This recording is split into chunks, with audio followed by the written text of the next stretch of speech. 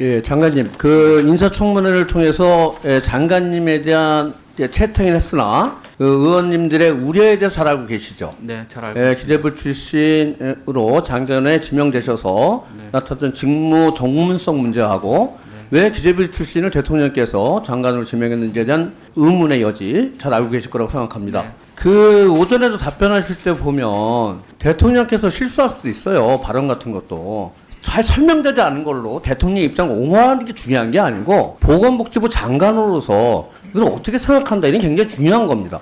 그리고 지금 굉장히 중요한 시기가 왔어요. 우리가 이제 팬데믹 이후에 우리 기존에 우리 보건복지부가 주된 업무는 팬데믹에 대한 위기 대응이었습니다.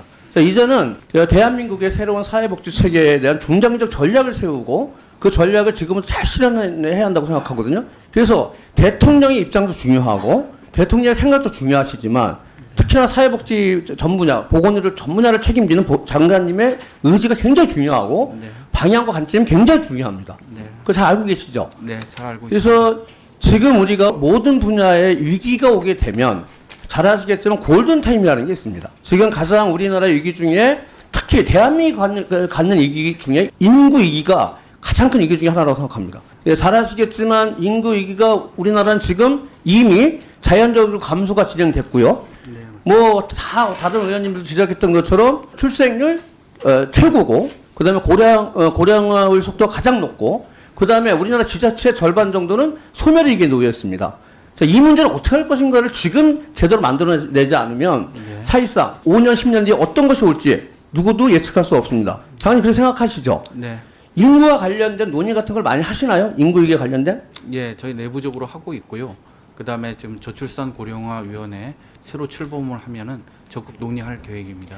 자, 그거를 좀 말씀드리려고 그래요. 9월 27일인가요? 우리 대통령께서 국무회의에서 네. 저출산 고령사회위원회 개편을 통해 가지고 새로운 컨트롤 타워를 구성하고 네. 그거를 통해서 과학과 데이터에 근거한 인구정책을 펴시겠다고 말씀하셨는데, 장관님 그 도당체 그 과학과 데이터에 근거 인구정책의 핵심이 뭡니까? 아니 제가 이제 방역할 때도 과학 방역이라 그래서 이 과학적인 실체를 저희가 아무것도 없었어요. 기존에 사실상 우리 대한민국 인구정책도 과학과 데이터에 근거했습니다. 다만 그것에 대한 방법과 내용, 방향 이런 패러다임 문제가 있었던 거거든요. 네. 20년 동안 280조를 쏟아부은데도 불구하고 지금 학계 출생률은 2분기에 0.75밖에 되지 않습니다. 네. 자, 바꿔야 되겠죠. 예. 그래서 제가 한 가지만 장관님 여쭤볼게요. 저출산 고령사회위원회가 인구 위기에 대응하는 인구정책을 컨트롤 타워를 만든 게 맞습니까? 예, 지금 대통령 직속 위원회로서 네. 그런데 지금 보면 저출산 고령사회위원회 지금 직원들이요 29명이었는데 지금 10명 줄였고요. 그리고 계약직이 11명이에요. 네. 그리고 지금 부위원장도 공석이고 우리 각 간사부처인 장관님 이제 임명된 지 얼마 하루밖에 안 지났잖아요. 제가 보기에는 저출산 고령사회위원회를 컨트롤 타워로 하겠다라고 의지가 전혀 없습니다 지금. 그리고 실질적으로 기존의 정책 방향이나 패러다임도 잘못됐어요. 저는 바꿔야 된다고 생각합니다. 네. 그래서 또 하나가 뭐가 있냐면 기재부 출신이시니까 기재부의 장기전략국을 미래전략국으로 바꾸려고 하는 얘기 알고 계시죠? 예, 저는 뭐 구체적으로 보고받은 적은 없습니다. 그래서 협의받은 적 그게 뭐냐면 네. 대체적으로 인구정책과 관련된 부분들을 미래전략국에서 가져와서 네. 대체로 재정적 관점, 경제적 관점에서 그거를 인구정책을 해볼 수 없을까 하는 의도가 좀 있거든요, 거기에. 자, 이런 문제도 좀 있고. 네. 그런데 문제는 뭐냐면 보건복지부입니다. 지금 고위당정에서 정부조직부가 개편안에 대한 얘기 들으신 거 있으시죠? 예. 그래서 인구가족정책본부를 만들어서 차관급으로 해서 그 여가부 폐지하게 되면 그걸 가져오겠다는 건데, 제가 보기에는 지금 여성가족부가 갖고 있는 가족지원 정책을 하는 게 아니고 복지부가 이제는 인구 위기에 대응할 수 있는 인구정책의 컨트롤 타워를 만들어야 되는데 나서야 한다고 생각합니다. 네. 장관님 어떻게 생각하세요? 예.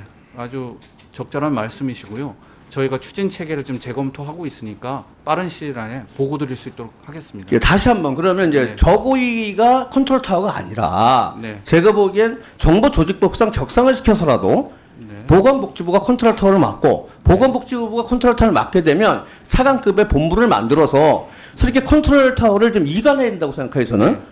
어떻게 생각하세요, 장관님? 지금도 현재로는 저희가 간사부처거든요. 그러니까 저희가 롤을 할 수가 있습니다. 그래서 거버넌스를 새로 구축한다는 차원에서 저희가 현재 그 체계를 리뷰를 하고 저희 보건복지부 역할을 강화할 수 있는 방안을 만들어 보겠습니다. 그래서 그 상관님, 그 지금 우리가 그 저출산 고령세 기본법에 의해서 운영되는 저고위 있잖아요. 이 네네. 문제에 연연할 게 아닙니다. 네. 그 저고위는 이미 실패했습니다. 인구 위기에 대응하는 인구 정책의 컨트롤 타워는 보건복지부가 맡아야 하고 보건복지부가 맡아서 정책을 집중적으로 그리고 집행을 제대로 하려면 각 분야별로 있잖아요. TF를 구성하거나 위원회를 구성을 해서 새롭게 인구 대응을 해야 된다고 생각하거든요. 네. 그게 지금 여가부를 떼어내서 오는 인구가족정책본부가 아니라 새로운 인구정책을 총괄하는 본부를 만들어서 네. 그것을 좀 추진해야 한다고 생각하는데 네. 이것에 대해서 장관님 생각 어떠세요? 예, 복지부가 보다 좀 적극적이고 능동적인 역할을 해야 된다는 말씀에 동의를 하고요. 다만 그거에 따른 정부 체계, 정부 조직 체계를 어떻게 갖고 갈 것인지는 현재 좀 논의 중이니까 나중에 확정되면 말씀드리도록 하겠습니다. 그래서 이 패러다임을 좀 바꿔야 됩니다. 지금 저출생은 기본이에요. 저출생 극복하는 문제 기본이고 네. 인구구조 변화가 앞으로 전 우리 사회에 어떤 영향을 미칠 것인가에 대한 분석을 통해 가지고 융합적인 정책을 만들어내지 않으면 지금 이 골든타임을 늦출 수밖에 없습니다. 그렇게 좀 해주실 수 있으세요? 예, 노력하겠습니다. 그리고 지금 대통령께서 전번에 말씀하셨던 저출산 고령세 개편과 관련된 문제는 복지부에서 좀 제대로 정책적인 방향들 잡아서요. 네. 한번 그 프로젝트처럼 있잖아. 네. 한번 보고해 주실 필요가 있어요. 네. 그 대통령께서 말씀하시는 거하고 영혼하고 전혀 달라요. 우리 복지부 장관께서 네. 인구위기에 대응하는 인구 대응 정책들을 잘 만들어서 네. 좀 제대로 추진했으면 좋겠습니다. 네, 감사드립니다. 예, 그렇게 하도록 하겠습니다. 예.